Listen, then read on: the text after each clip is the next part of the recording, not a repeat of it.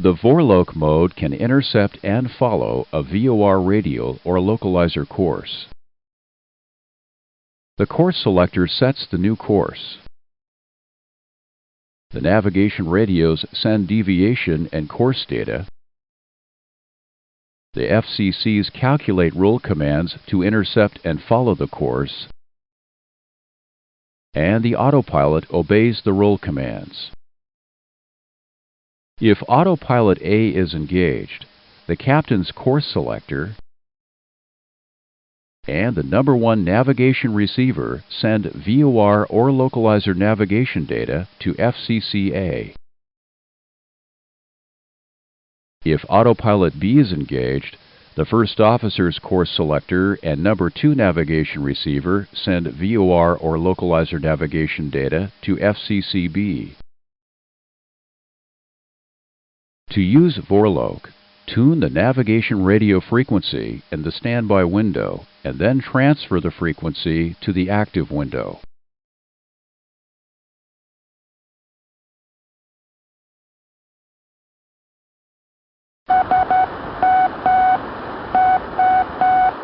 Identify the navigation source.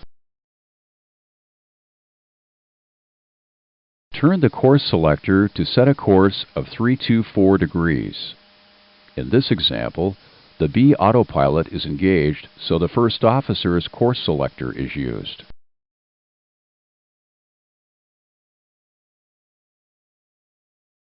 Usually, the 2 course selectors are set to the same course.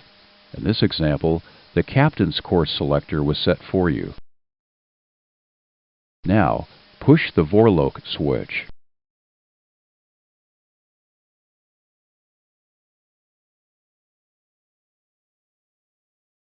Look at the flight mode enunciation. Vorloke, in the small white letters below Heading Select, shows that Vorloke is armed and that Heading Select stays engaged.